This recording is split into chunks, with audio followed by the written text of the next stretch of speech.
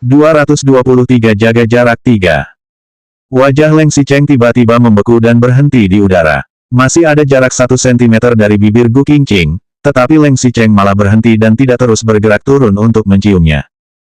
Mereka begitu dekat, napas kedua orang itu telah terjerat bersama.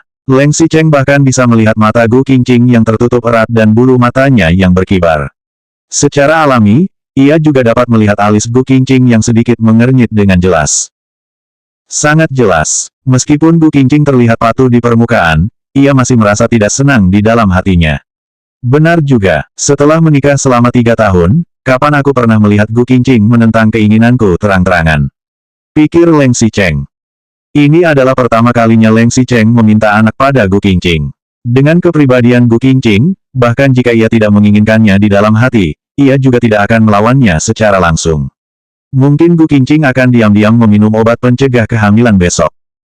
Bahkan jika Gu Qingqing tidak melakukan pengukuran kehamilan dan benar-benar melahirkan anak, itu juga tidak berarti apa-apa. Leng Xicheng tidak memiliki tempat di dalam hati Gu Qingqing. Bahkan, jika Gu Qingqing bersedia memiliki anak dengan suami sahnya, ia tetap tidak akan mencintai Leng Xicheng. Gu Qingqing terus menutup matanya dan merasakan embusan napas Leng Xicheng yang bertiup di wajahnya, seolah jarak mereka sangat dekat. Meskipun mereka sedekat itu dan tinggal sedikit lagi bagi Leng Xicheng untuk bisa mencium bibir Gu Qingqing, pria itu malah tidak mendekatinya. Leng Xicheng juga tidak bertindak seperti biasanya. Leng Xicheng kali ini malah ragu-ragu di depan Gu Qingqing. Bahkan, jika Gu Qingqing memejamkan matanya, ia juga bisa merasakan bahwa Leng Xicheng yang berada di depannya seperti serigala di padang rumput. Matanya cerah, bukan seperti sedang menatap istri atau keluarga, tetapi seperti sedang menatap musuh. Gu Qingqing terkejut dan sedikit membuka matanya. Karena tidak ada lampu di dalam ruangan yang dihidupkan, hanya ada cahaya yang memancar keluar dari kamar mandi. Gu Qingqing mendapati bahwa Leng Xicheng yang di depannya terasa asing. Pria itu seakan berada jauh di atas sana, menatap dan mengamati setiap gerakan Gu Qingqing dengan cermat. Perasaan yang memancar dari tatapan Leng Xicheng adalah kemarahan, kebencian, depresi, emosi negatif yang berat, dan tidak ada niat baik maupun cinta sama sekali. Gu Qingqing tidak mengerti, kesalahan apa yang telah aku lakukan. Bukannya tadi Leng Xicheng masih cukup baik kepadaku. Pikirnya, Leng Xicheng menginginkan anak. Bahkan, jika itu hanya karena desakan orang tuanya, Gu Qingqing juga tidak akan menolaknya. Mereka masih tetap mempertahankan pose intim. Seluruh tubuh mereka juga tidak berbalut pakaian apapun. Tubuh Leng Xicheng melekat pada tubuh Gu Qingqing. Kedua orang itu bisa merasakan napas, detak jantung, dan suhu tubuh satu sama lain. Bahkan, jika Leng Xicheng menurunkan kepalanya sejauh 1 cm saja, mereka sudah bisa melakukan hubungan intim. Meskipun mereka berjarak begitu dekat, malah tidak ada sedikit pun rasa keintiman. Leng Xicheng. Begitu Gu Qingqing membuka mulutnya, ada perubahan pada gerakan Leng Xicheng yang awalnya masih kaku. Bukannya terus menurunkan kepalanya untuk mulai melakukan keintiman, Leng Xicheng malah mendorongnya dengan keras. Pria itu seolah-olah baru saja disihir peri bunga dan hampir membuat kesalahan besar. Leng Xicheng seperti orang yang tiba-tiba sadar kembali, sedangkan Gu Qingqing adalah orang yang disingkirkan seperti sampah yang ingin segera dibuang.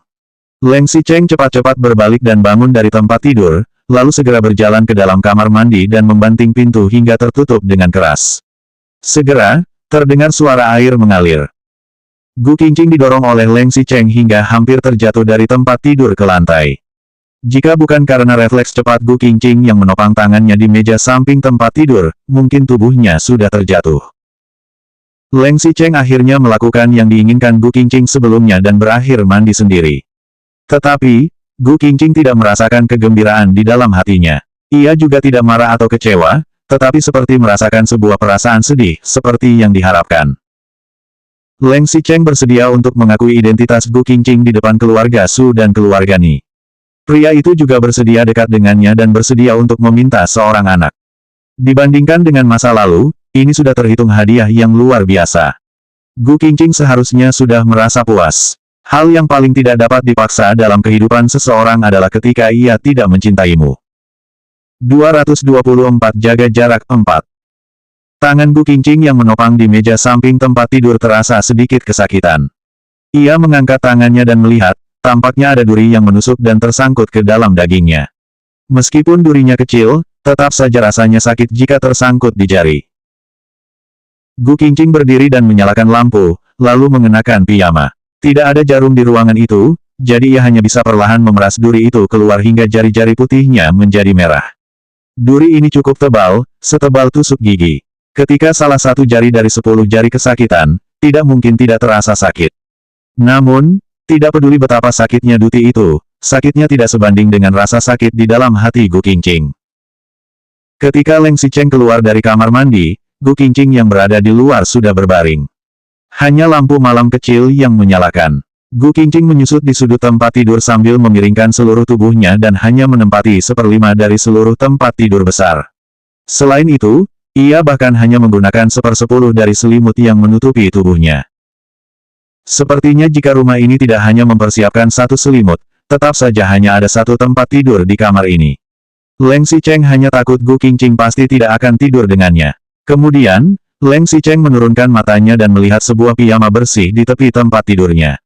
Tanpa perlu melihat, ia juga tahu bahwa itu baru saja disiapkan oleh Gu Qingqing. Gu Qingqing selalu seperti ini. Ia tetap akan tinggal dimanapun Leng Xicheng memintanya tinggal.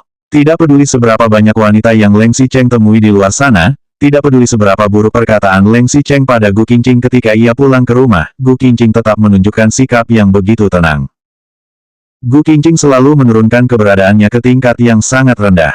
Ia bukannya takut pada Leng Xicheng, melainkan hanya tidak ingin berkomunikasi dengan Leng Xicheng. Selama 3 tahun, satu-satunya reaksi Gu Qingqing terhadap Leng Xicheng adalah ketika pria itu mengatakan ia ingin memiliki anak. Meskipun Gu Qingqing patuh dan memejamkan mata, keningnya yang berkerut tetap tidak bisa menyembunyikannya. Bagaimanapun, istrinya ini adalah wanita yang luar biasa di permukaan. Leng Xicheng memiliki begitu banyak gosip skandal di luar, tapi ia tetap tidak pernah melihat Gu Qingqing marah padanya.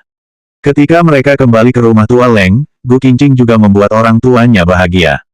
Bahkan, meskipun mereka bertengkar, Gu Qingqing tetap menyiapkan piyama untuk Leng Xicheng.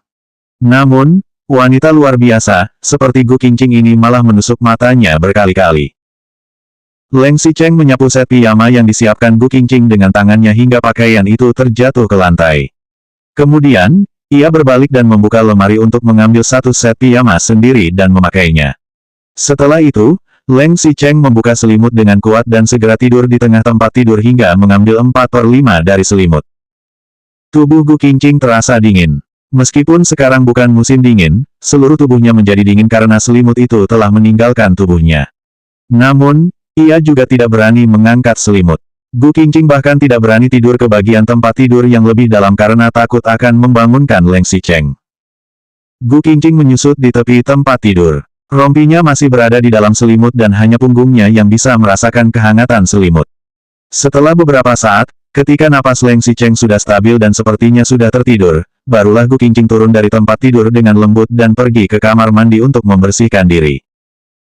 Gu Qingqing menutup pintu kamar mandi dengan rapat. Bukan karena ia takut Leng Xicheng masuk dan mengakibatkan suasana canggung. Hanya saja, ia tidak ingin membangunkan Leng Xicheng dan membuatnya kesal. Bahkan, Gu Qingqing juga harus menyalakan pengering rambut dengan tingkat kekuatan paling kecil.